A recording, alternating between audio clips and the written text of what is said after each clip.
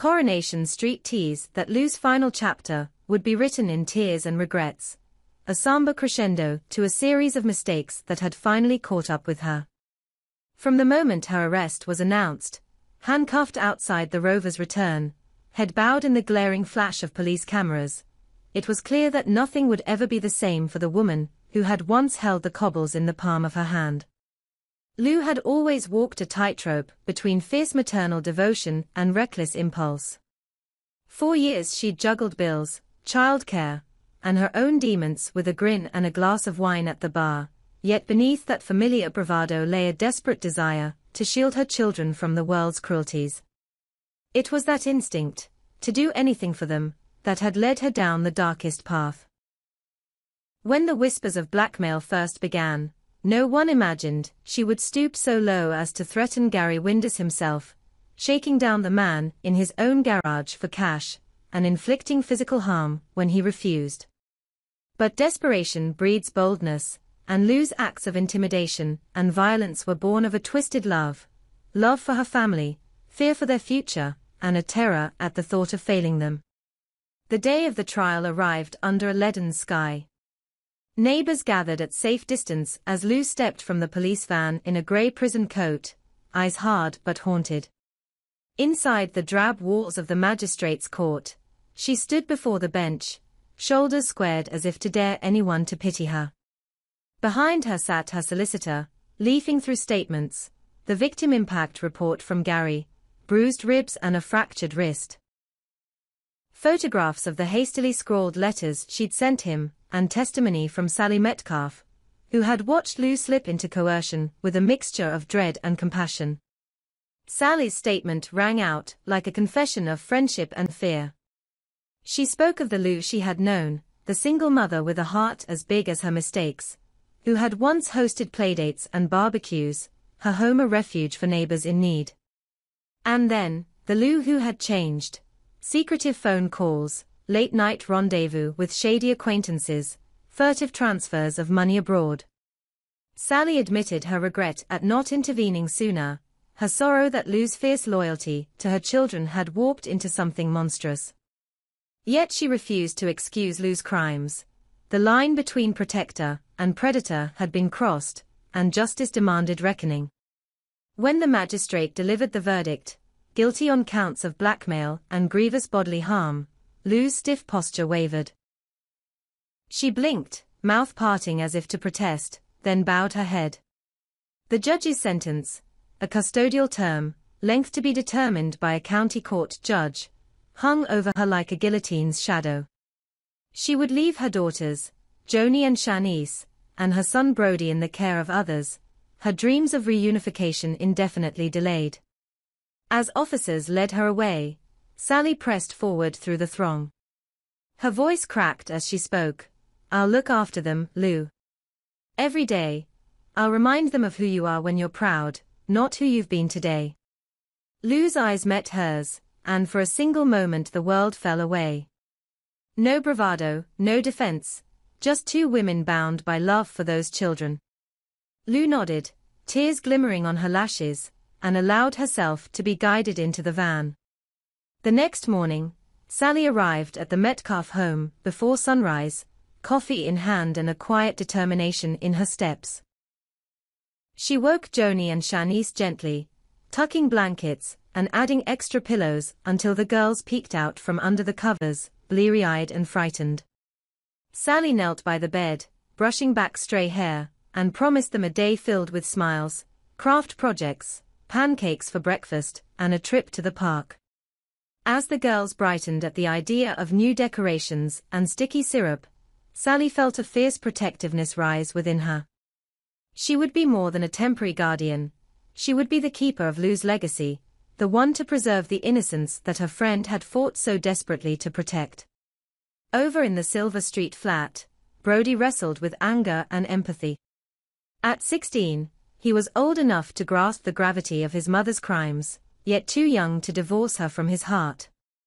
He had stayed away from the courthouse that morning, too raw, too ashamed, and retreated to Sally's veranda to smoke in solitude. When Sally found him there, she wrapped an arm around his shoulders. You don't have to forgive her, she said softly, but she's still your mum. And she needs to know her children are okay. That was all Brody needed to hear. The next day, he stood at the gates of the women's prison, flanked by Joni and Shanice clutching his hands. Their visit was arranged in a small, sterile room with glass partition and phones tethered to the walls. When Lou appeared on the other side, prison uniform pressed neatly, her hair tied back, the children's faces lit up with excitement and fear. Lou's voice cracked as she greeted them, first the girls, then her son. Joni pressed her palm to the glass, and Lou mirrored the gesture. In that silent exchange, years of bedtime stories, scraped knees, and whispered dreams passed between them. Lou coached the girls through the thick glass, telling them to finish school, to dream of university, and to lean on each other when times got tough. She reminded Brody to look after his sisters, to stay out of trouble, and to call her every week. For each promise he made, no smoking after school, honest grades, keeping the house tidy, Lou's face softened with pride. Yet there was poignancy in her smile. She was imparting instructions for a life that would unfold without her. Joni let fall a tear. Shanice clamped her hand over her mouth to stifle a sob. Brody's huskier voice broke as he whispered, "I love you, Mum." The moment stretched until emotion overflowed the confines of that room, and guards approached to signal the end of visiting hours. When Lou turned to leave, her eyes locked on the 3 children standing there, she whispered over the phone, "Be brave. Be kind. And know I'll be back." She pressed her forehead to the glass, one last farewell, and walked away without looking back. Outside, Brody wrapped his arms around the girls, each drawing comfort from the other. Back at No. 5, Brody paced the living room as Sally and Tim Metcalf tried to calm him. He admitted his anger at Lou's concealment of their father's identity, a betrayal that had upended their lives long before the blackmail. Yet beneath that frustration was a deeper empathy. He recognized the lonely hours Lou had spent, the panic that drove her to extremes, and the shame that probably kept her silent about Brody's paternity. Sally placed a gentle hand on his shoulder. "She hurt us all," she acknowledged, "but she did it out of fear for you." That acceptance flickered in Brody's eyes, melting some of the bitterness.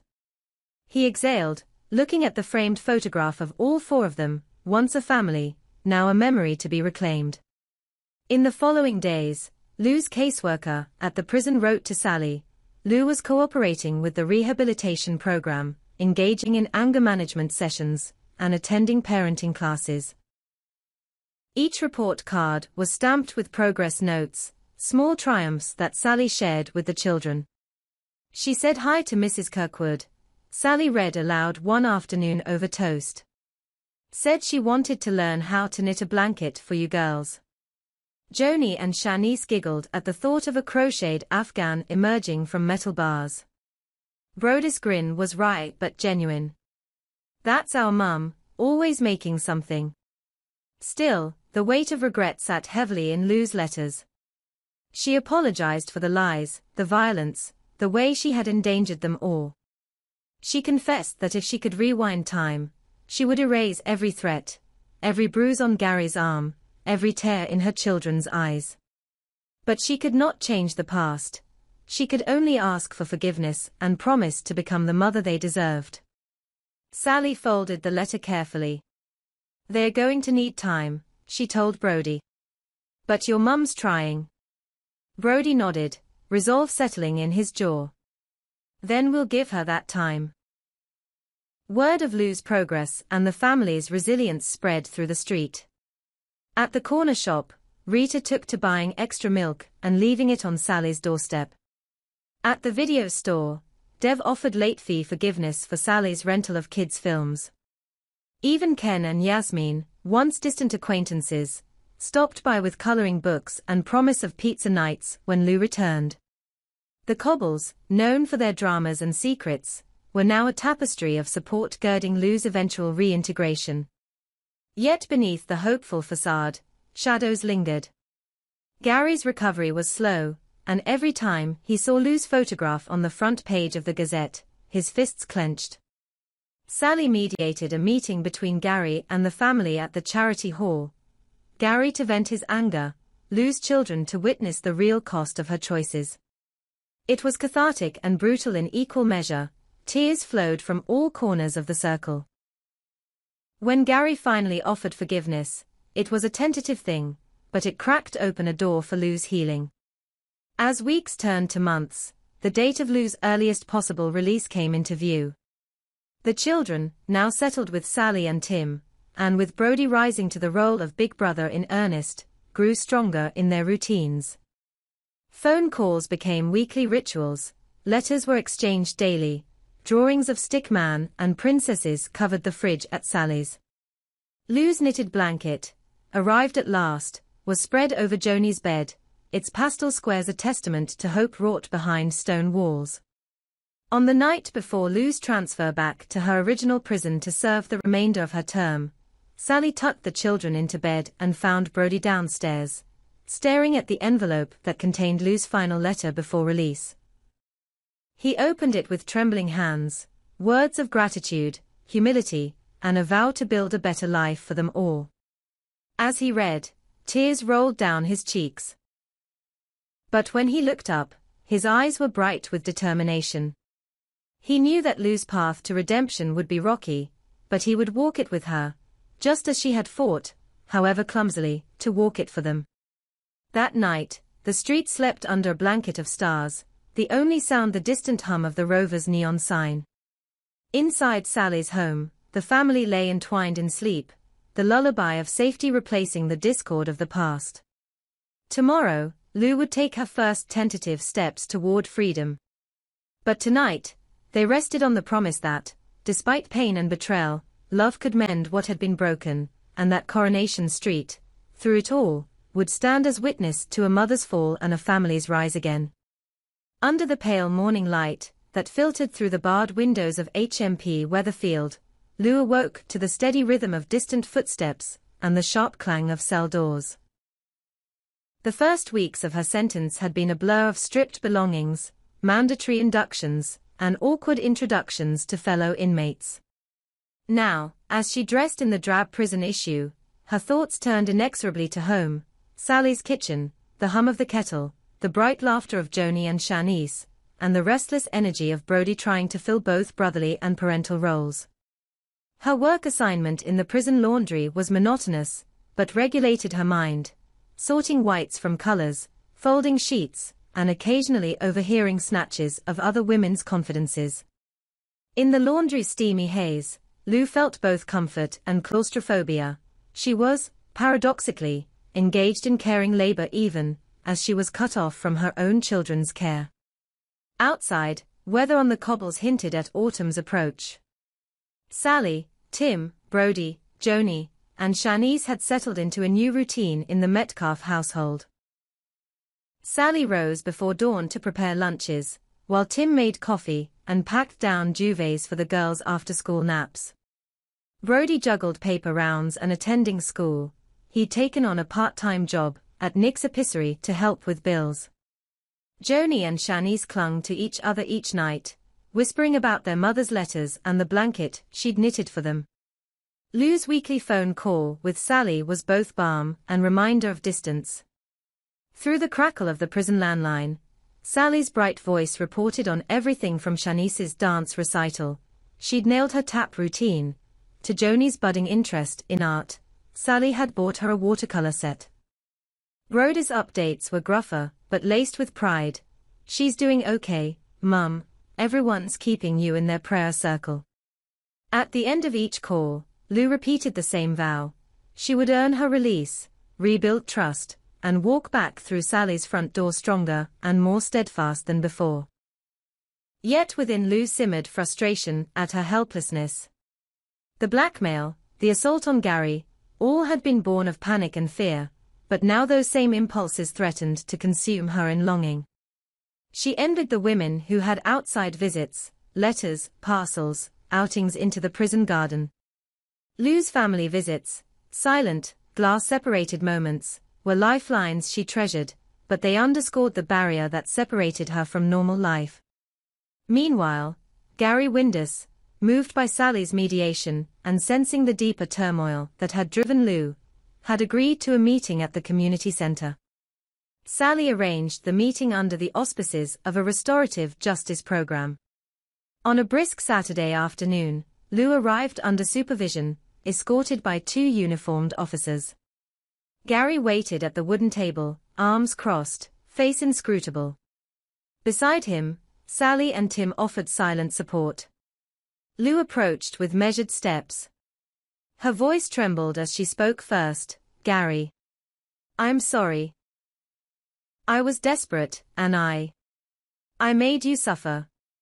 Gary's jaw tightened. He looked at Lou's weary eyes and remembered the friend he'd once known, spirited, protective, and deeply flawed. He exhaled, tracing a finger across the table's grain.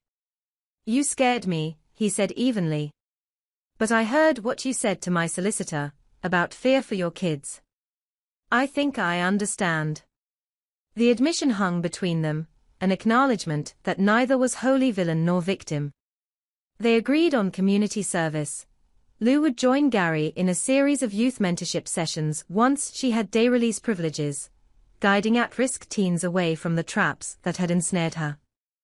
Back at Sally's, Brody found himself grappling with more than chores. Teachers at Weatherfield High had noticed his tired eyes and budding maturity, and they worried about his overwhelm. Sally insisted he attend the youth mentorship sessions too, reasoning that spending time with troubled teens could remind him that he wasn't alone. And that he could be a positive force.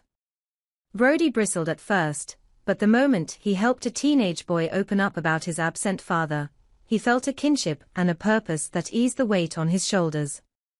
As autumn deepened, the Metcalf home hummed with activity. Saturday mornings brought pancake breakfasts, with Joni perched on the kitchen island, Shanice tracing cartoon characters on paper. Brody served syrup, as Sally fielded school application forms and vaccination notices. Each envelope she opened had Lou's photograph peeking out, a reminder that soon those letters would be replaced by footsteps on the doorstep. In prison, Lou's progress tracker glowed with small green ticks. Anger management completed, parenting course halfway through, vocational training in catering lined up. Yet her hardest work lay in confronting the emotional chasm she had created. In group therapy, she bared her soul. Admitting how shame had driven her to silence over Brody's paternity, how terror at losing her children had warped into coercion, how solitude had clouded her moral compass. Fellow inmates nodded, some offering gentle counsel, others measured critiques. By owning her mistakes, Lou felt the first stirrings of genuine remorse.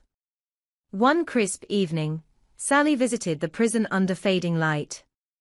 Wearing a burgundy scarf and carrying hot drinks, she slipped into the visitor's booth. Lou greeted her with a tight smile that broke into tears. On the plastic table between them lay kinder eggs from the prison shop and laminated drawings from the girls, rainbow families and houses with big hearts. "You've been amazing," Lou whispered, voice cracking. "Thank you for everything."